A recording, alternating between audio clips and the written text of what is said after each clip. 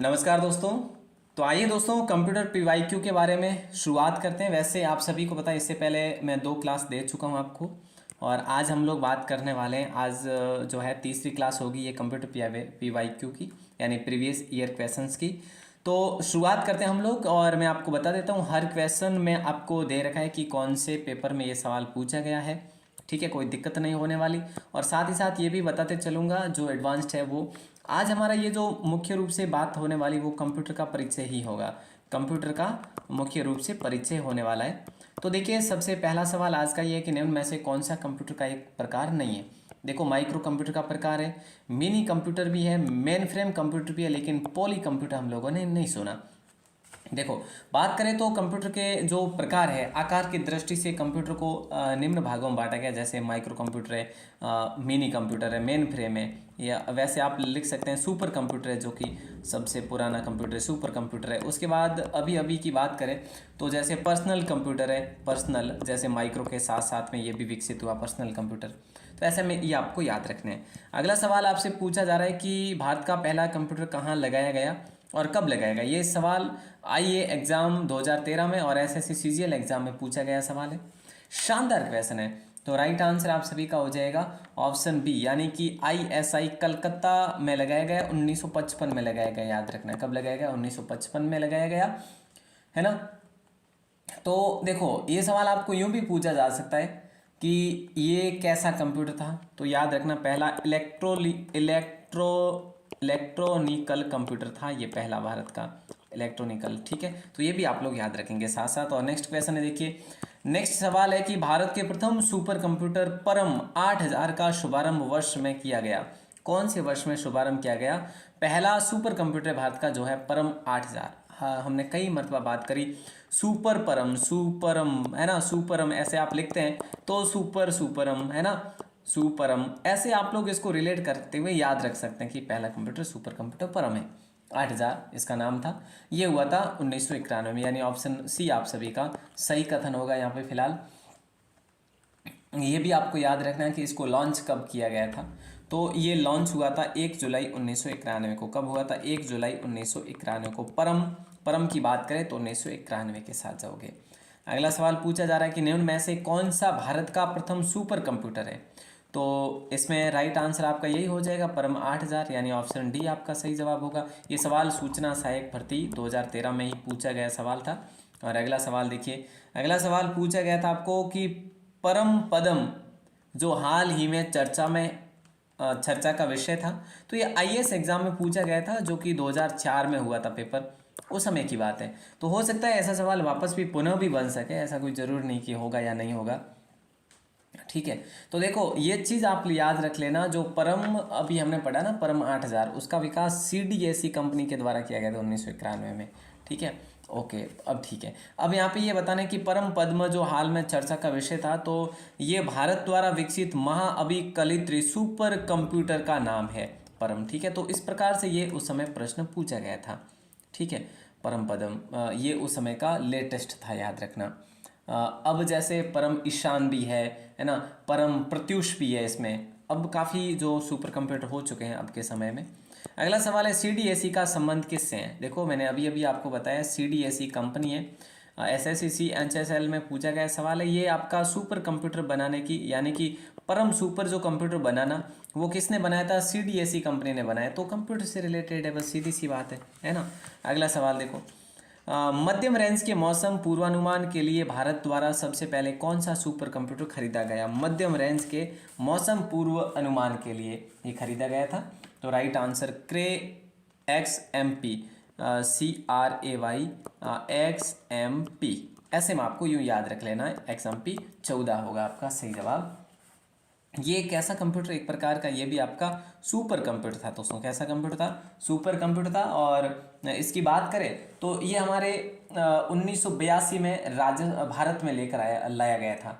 कब लाया गया था, 1982 में। लेकिन भारत में पहला कौन सा बना था, परम बना था, वो 1991 में बना था। इससे पहले ही इस मध्यम रेंज मौसम पूर्वानुमान क्रे को लेकर आया गया था, मतलब कि लाया गया था, सॉरी। हाँ, अगला सवाल देखिए, निम्नलिखित में से कौन विश्व का पहला लैपटॉप कंप्यूटर बाजार में लाया गया था। तो यहाँ पे राइट आंसर क्या होगा? ये सवाल बहुत इंपॉर्टेंट है। एसएससी सीजीएल एग्ज़ाम जो आपका टायर फर्स्ट हुआ था 2014 में, इसमें पूछा गया सवाल था। ये सवाल काफ़ी मरतबा पूछा गया है, अभी हाल ही में भी ये सवाल पूछे गए हैं काफ़ी जगह। तो ऑप्शन बी आपका एप्सन को लॉक करेंगे, या इप्सन कह लो या एप्सन कह लो, इस प्रकार ये लिखा जाएगा एप्सन। ठीक है, देखो पहला लैपटॉप कंप्यूटर विश्व में कौन सा बना था? एप्सन कंपनी का बनाया गया था। ठीक है, और इसको कब लॉन्च किया गया था ये भी याद रखना, 1981 में इसको लॉन्च किया गया था, 1981 में इसको लॉन्च किया गया था। ठीक है, और अगला सवाल देखो, अगला सवाल कह रहा है कि भाई एक सुबाह्य यानी कि पोर्टेबल निजी कंप्यूटर जो आपकी गोद में रखने लायक छोटा सा होता है, उसे हम क्या कहते हैं? एसएससी 10+2 एग्ज़ाम 2013 में ये सवाल पूछा गया।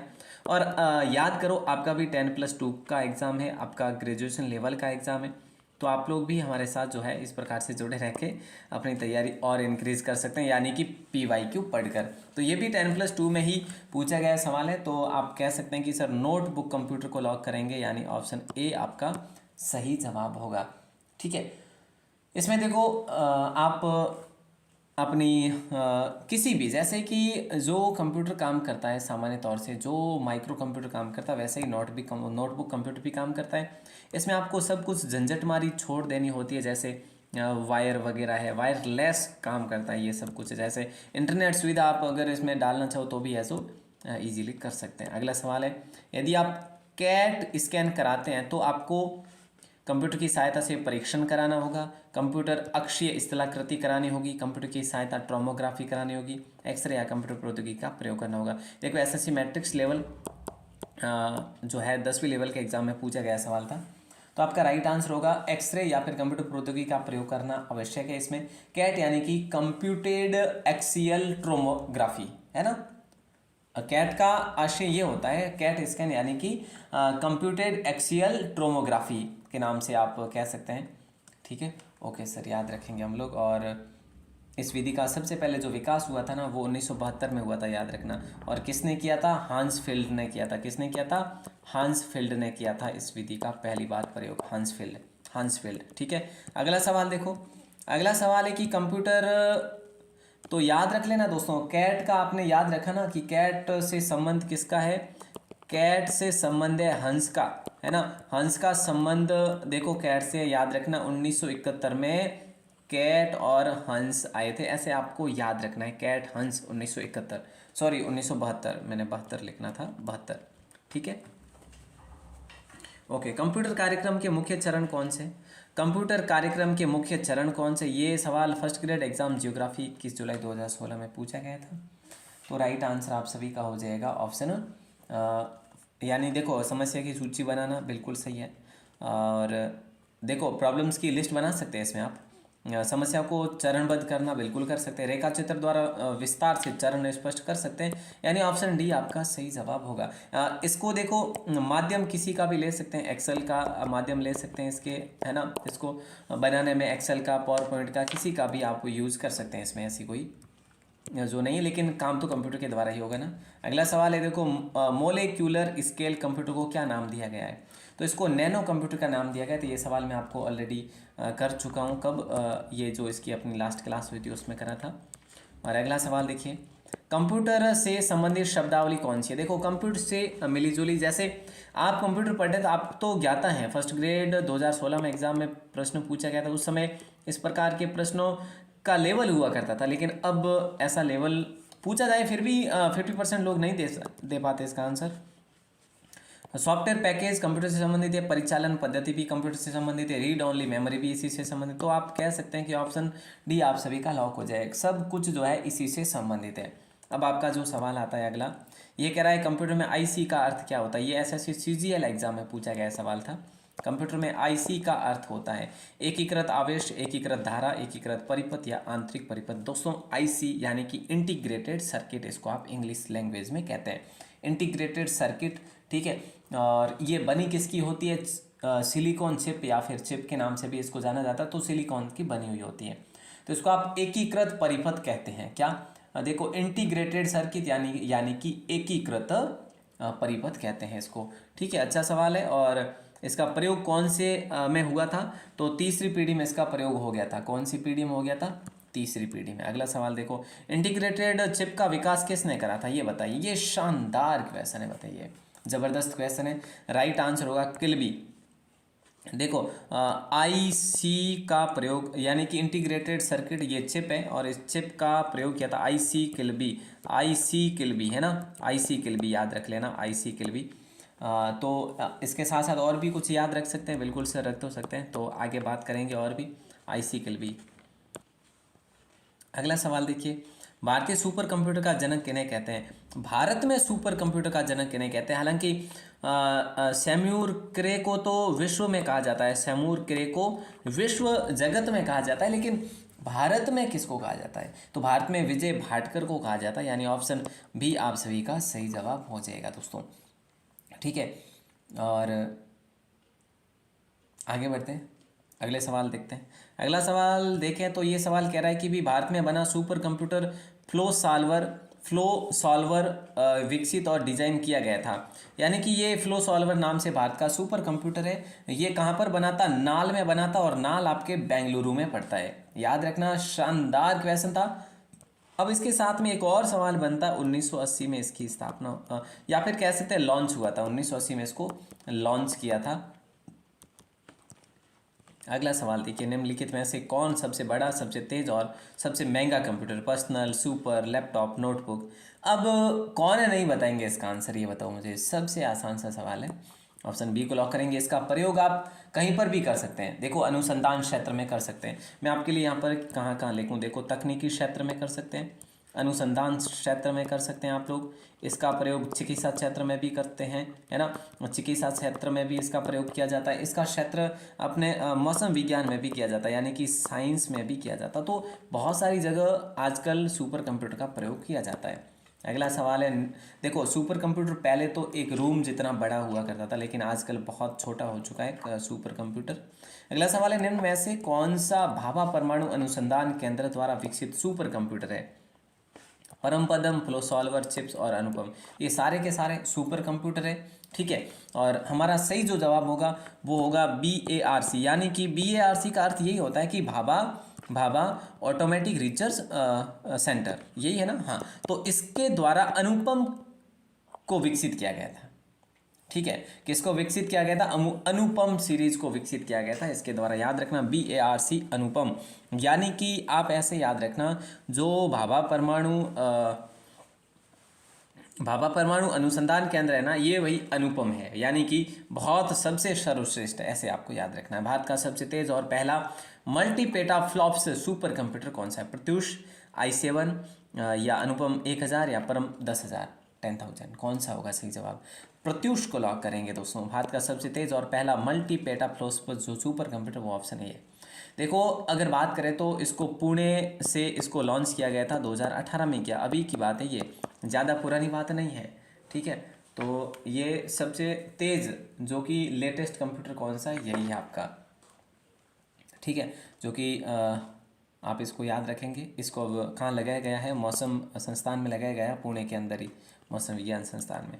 अगला सवाल देखो, अगला सवाल है IBM का पूरा नाम। ये जेल प्ररी एग्जाम में पूछा गया, लेकिन मैं आपको बता दूं दोस्तों, ये SSC के हर एग्ज़ाम में सवाल छपा हुआ है ना। और भी बात करें तो कई सारे एग्जाम्स में, RRB में भी ऐसे सवाल आए हुए हैं। तो IBM का पूरा नाम इंटरनेशनल बिजनेस मशीन होगा क्या, राइट आंसर बिल्कुल सर यही होगा, इंटरनेशनल बिजनेस मशीन। ऐसे में आपको देखो, आप लोग कई बार कंफ्यूज हो जाते हैं। अब जेल प्ररी के एग्ज़ाम की बात करें, इस एग्ज़ाम में देने वाले, मुझे जहाँ तक लगता है इन्होंने किया होगा कि भाई इंडियन बिजनेस मशीन होगा। इंडियन और इंटरनेशनल ये दोनों बड़े कंफ्यूज करने वाले, लेकिन याद रखना ये IBM जो है ना, एक प्रकार की इंटरनेशनल बिजनेस मशीन, जो कि कहाँ की है, अमेरिकन कंपनी है, याद रखना। ठीक है, अगला सवाल देखो, अगला सवाल है IBM क्या है। ये भी आपका, ये सेकंड शिफ्ट में पूछा गया था, और वो जो था वो जेल प्ररी, IBM का पूरा नाम तो थर्ड शिफ्ट में पूछा था जेल प्ररी में, तो ये सेकंड शिफ्ट में पूछा था। तो ऐसे में IBM का जो है पूरा नाम पूछा जा रहा है, सॉरी IBM है क्या, तो एक कंपनी है, पूरा नाम हम लोगों ने पढ़ा इंटरनेशनल बिजनेस मशीन है इसका पूरा नाम। अच्छा सवाल था। और एक ऐसा सवाल जो आपके जुबा पर रहेगा, सबसे पहले आएगा, कंप्यूटर साक्षरता दिवस कब मनाया जाता है। तो जेल प्रहरी परीक्षा 27/10/2018 को शिफ्ट सेकंड में, 2 दिसंबर 1 दिसंबर, 1 जनवरी, 22 जनवरी, तो 2 दिसंबर आपका सही जवाब होगा, यानी ऑप्शन ए। कंप्यूटर साक्षरता जो दिवस मनाया जाता है वो 2 दिसंबर को मनाया जाता है, ठीक है, प्रति वर्ष मनाया जाता है, computer literacy days. Next question देखो, पांचवी पीढ़ी के कंप्यूटर में क्या उपलब्ध नहीं है। देखिए पांचवी पीढ़ी के कंप्यूटर में क्या उपलब्ध नहीं है, देखो बोली की पहचान, कृत्रिम बौद्धिकता, है ना, और अत्यधिक एकीकरण या निर्वात ट्यूब। देखो बोली की पहचान है, इसमें कृत्रिम बौद्धिकता भी है, अत्यधिक एकीकरण भी है, निर्वात ट्यूब नहीं है, यानी कि इसका प्रयोग तो सबसे पहले पीढ़ी में ही किया गया, सबसे पहली पीढ़ी में इसका प्रयोग किया गया था, पहली पीढ़ी में इसका प्रयोग किया गया था, ये चीज़ याद रख लेना, यानी ऑप्शन डी आपका सही जवाब होगा। बाकी सब कुछ जो है इसका इसमें जैसे कृत्रिम बौद्धिकता, बोली की पहचान है, सुपर कंडक्टर का प्रयोग किया गया था इसमें, है ना, बहुत सारी सुविधाएं अब तो आपको मिलने लग गई है। अगला सवाल देखो, अगला सवाल है, एक सुबाह्य निजी कंप्यूटर जो आपकी गोद में रखने लायक छोटा सा होता है वो क्या कहलाता है। तो वो वही बात हो जाएगी, आपका ऑप्शन ए हो जाएगा राइट, यानी कि नोटबुक को लॉक करेंगे, ठीक है, नोटबुक कंप्यूटर होगा। देखो अब आपका अगला सवाल शानदार सवाल है कि अरिथमेटिक एंड लॉजिक यूनिट जो है ना, ये गणितीय संक्रियाएं पूरी करता है या डाटा का संग्रह करता है या तुलनाएं करता है या निवेश युक्तियों के साथ संप्रेषण करता है। केवल 1 सही है, केवल 3 सही है, केवल 1 और 2 दोनों सही है, या 1 और 3 सही है। देखो arithmetic and logic unit ALU, मैं आपको इसके बारे में आगे बढ़ते हुए सवाल ये भी करूंगा कि इसकी फुल फॉर्म क्या है, तो याद रखना अरिथमेटिक एंड लॉजिकल यूनिट है, ठीक है। तो ऐसे में आपको ये भी याद रखना है साथ साथ में। तो यहाँ पे आपका राइट आंसर क्या होगा, ऑप्शन 4 होगा, यानी कि 1 और 3 जो है आपका सही है। देखो ये गणितीय संक्रियाएं पूरी करता है और तुलनाएं भी करता है, यानी 1 और 3, ऑप्शन 4 को आप लोग लॉक करेंगे। ओके, और अगला सवाल देखिए, अगला सवाल है स्टोर्ड। देखिए स्टोर्ड प्रोग्राम की अवधारणा किसने शुरू की थी, तो आपको याद रखना स्टोर्ड प्रोग्राम की अवधारणा जो करी थी स्टोर्ड न्यूमैन, है ना, stored Neumann, John von Neumann. देखो आपको याद रखना है प्रोग्राम, देखो सब कुछ प्रोग्राम तो है, लेकिन कंप्यूटर में प्रोग्राम की बात करें तो आपको ये याद रखना है प्रोग्राम स्टोर्ड कौन करता है, बोले sir program stored Neumann करता है, यानी कि पुराना मैन नहीं, ऐसे रिलेट कर लो जल्दी से कि प्रोग्राम स्टोर्ड कौन करता है, न्यू मैन करता है, ठीक है, न्यू मैन प्रोग्राम स्टोर्ड करता है। और ये बात है 1940 के दशक की, इसकी अवधारणा 1940 में दी गई थी, याद रखना। अच्छा सवाल था। और अगला सवाल देखिए, यानी कि स्टोर्ड प्रोग्राम जो है इसकी अवधारणा ही दी गई थी अलग से शुरुआत में। सूक्ष्म संधारित्र का महत्व यूनिट है, ALU है, रजिस्टरों का व्यू है, नियंत्रण यूनिट है, आप लोग सभी। सूक्ष्म संधारित्र यानी कि माइक्रो प्रोसेसर एक जो है ये का महत्वपूर्ण यूनिट, यानी माइक्रो प्रोसेसर का महत्वपूर्ण यूनिट ALU भी है, रजिस्टरों का व्यू भी है, नियंत्रण यूनिट भी, यानी कि कंट्रोल, हाँ आप कह सकते हैं कंट्रोल यूनिट भी है। उपरोक्त सभी को लॉक करेंगे, यानी ऑप्शन डी। अच्छा सवाल था, ठीक है। और आगे बढ़ते हैं, अगले सवाल को देखते हैं। अगला सवाल देखिए, ये सवाल क्या पूछा जा रहा है कि कंप्यूटरों के लिए IC चिप्स कह लो या फिर इंटीग्रेटेड सर्किट चिप प्राय किस पदार्थ की बनी होती है। अभी बात करी हम लोगों ने, मैंने अभी आपको बताया कि ये सिलिकॉन की बनी होती है, ठीक है। और सिलिकॉन होता क्या है, वैसे सिलिकॉन तो सबको पता है कि रासायनिक तत्व होता है जिसका जो है यूज इसमें होता है, ठीक है, चिप बनाने में, IC चिप। अगला सवाल देखिए, ये क्या कह रहा है, IC के वर्गीकरण का आधार ट्रांजिस्टरों की संख्या, उत्पादक कंपनी है, डायोडों की संख्या है, या फिर कंप्यूटर का प्रकार। IC के वर्गीकरण का आधार दोस्तों ट्रांजिस्टरों की संख्या है, ठीक है। तो आप ऑप्शन ए को लॉक कर लेना। देखो अभी जो है ना, अभी हम लोग बात करें किस प्रकार का वर्गीकरण चल रहा है, ULSI वर्गीकरण चल रहा है, यानी कि अल्ट्रा लार्ज स्केल इंटीग्रेशन। सबको पता है ना, हाँ सर पता है, चलिए बहुत बढ़िया। जिसके ट्रांजिस्टरों की संख्या, इस ULSI में ट्रांजिस्टरों की संख्या जाती है 1 मिलियन से अक्रॉस जाती है, ठीक है। अब इसका जवाब आपको देना है 12 के कमेंट सेक्शन में, है ना, या फिर अभी हम लोग इसको तो कवर कर लेते हैं। निम्नोक्त परिपथों यानी सर्किट में से किसका प्रयोग कंप्यूटर में स्मृति यंत्र मेमोरी डिवाइस की भांति किया जाता है, तो किसका प्रयोग किया जाता बताइए। बोले सर फ्लिप फ्लॉप का, उलट पलट का, यानी ऑप्शन भी आप सभी का यहाँ पे तो सही होगा। अब मैं आपको एक सवाल दे रहा हूँ जिसका आंसर आपको बाहर आके कमेंट सेक्शन में देना है। पेंटियम चिप, देखो पेंटियम चिप के सृजन से निम्नलिखित में से कौन सा व्यक्ति जुड़ा हुआ है? ये सवाल आपके पूछा गया एग्जाम में, है ना। इसका जवाब आप लोग देंगे, ज़रूर ज़रूर देना है आपको। तो मैं वेट करूँगा आपके लिए, कमेंट सेक्शन आपके लिए ओपन है, खुला है, तो ज़रूर ज़रूर जवाब दीजिएगा। और आपको ये सीरीज़ ठीक लग रही है तो भी कमेंट ज़रूर करें, अपने दोस्तों को शेयर। अब देखो आप सबको पता है मैं पूर्णतः निर्भर हो चुका हूँ आपके इस कंटेंट पर, आपके लिए कंटेंट प्रोवाइड करवा रहा हूँ।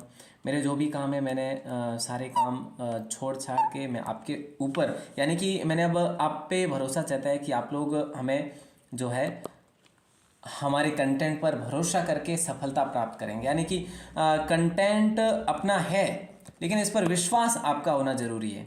अगर आप विश्वास करते हैं तो डेफिनेटली मैं आपके लिए इससे भी बेहतर मेहनत करने की कोशिश करूँगा, ठीक है। तो आप सभी लोग ज़रूर से ज़रूर शेयर कीजिएगा अपने इस क्लासेस को। और आपके लिए सुबह 9 बजे भी क्लास आती है, जिसको आप अगर उस टाइम नहीं देख पाते तो कोई ज़रूरी नहीं होता कि उसी टाइम देखो ही देखो, नहीं, बाद में देख सकते हो। उसके बाद ये 5 बजे कंप्यूटर की क्लास है, उसके बाद रात्रि को 9 बजे भी क्लास होती है, ठीक है। अगर आप सभी का सहयोग बना रहा तो और भी ऐड कर लेंगे, लेकिन अभी फ़िलहाल आप इन क्लासेस पर फोकस बनाएं। बहुत बहुत शुक्रिया। जय हिंद, वंदे मातरम।